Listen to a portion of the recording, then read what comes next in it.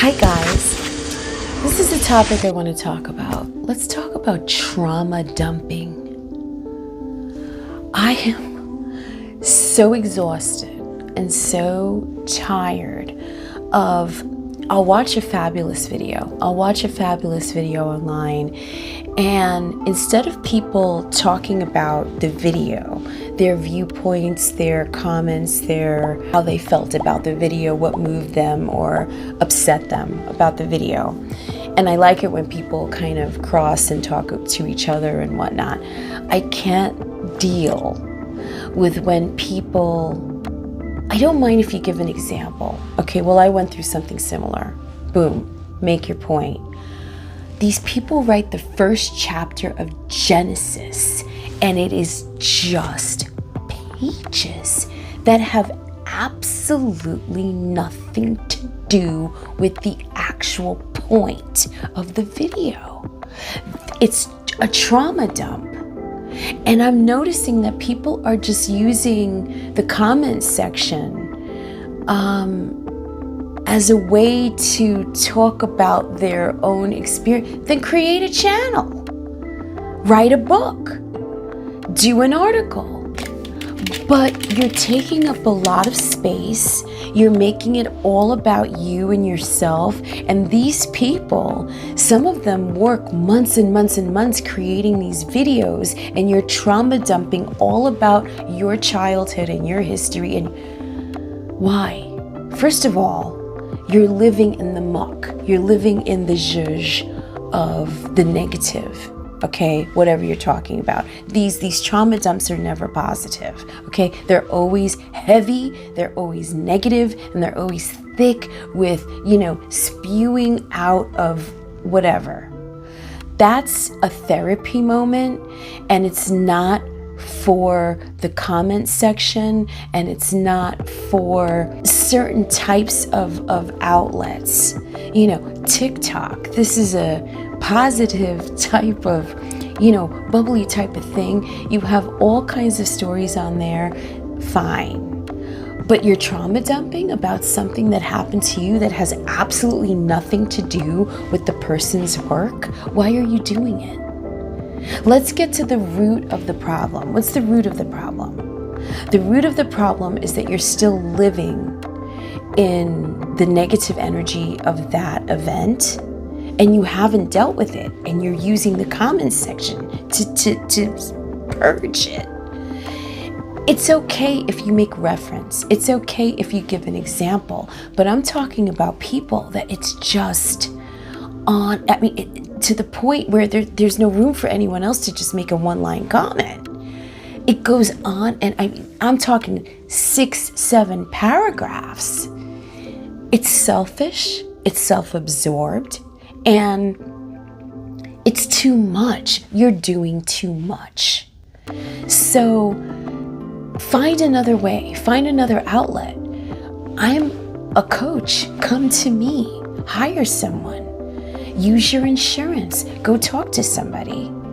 But don't you utilize other people's, platform to just trauma dump all about yourself, and there's no reference whatsoever made to that person's work, that person's time, that person's video, that person's audience. That person's audience doesn't know you. Why are you using it to write a book about something that has nothing to do with the video? I just want to bring that up. The second are people on YouTube that decide to hardcore go after somebody who's courageous and makes a point or comes up with a different new niche, myself included, and you come for them. You come for the jugular. Why? If you don't like it, don't watch it. Why'd you watch it? Why do you watch it all the way through and then, go for the negative? What's your angle? Then make your own channel. You know what I would prefer? I would prefer somebody who does a rebuttal video. I would prefer someone who does a answer my video back video. Like, I would have respect for that. you know? And it's become like a YouTube sport where people are almost like watching videos to see where they can interject a negative, where they can find a mistake, you know, with no regard of how hard the person worked, or it's just the message offended you, so you're going to come after them. You know, if you're going to come after anybody, constructive criticism. Don't come to me. I had this one girl go, "Hey sis, you know, sis." Okay. And she's like, you know, bleach blonde from California. It's okay. But okay, sis, you know, I before E, you misspelled something. Let me understand this. My video was 13 minutes. You watched the whole thing for 13 minutes to put that in the comments? Have you nothing better going on? Create your own channel and use I before E. How's that? What are you bothering me for? You know?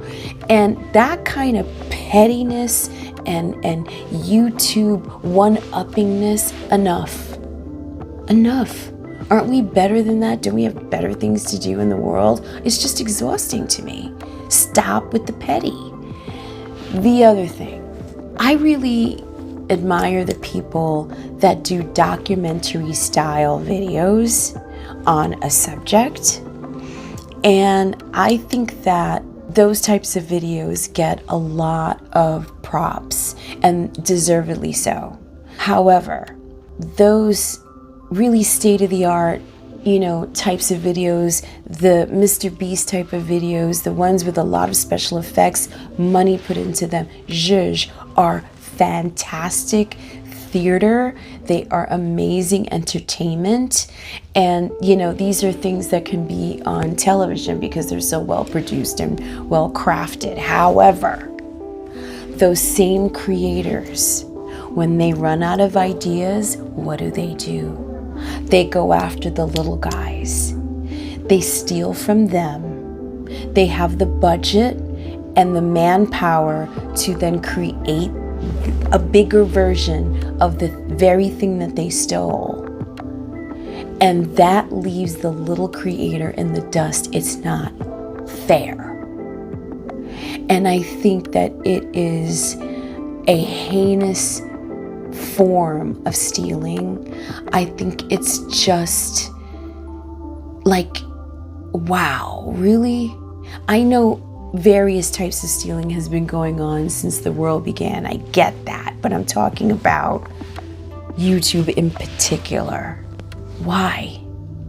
You have staff, you have writers, you have idea makers, you have a crew of people that can come up with ideas or look through current events or do their homework, and you're stealing from the little guy who, you know, you once were.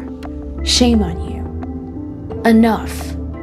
You know, I'm literally just starting because I have rebranded already like 3 times in a very short span of time. I'm glad I did.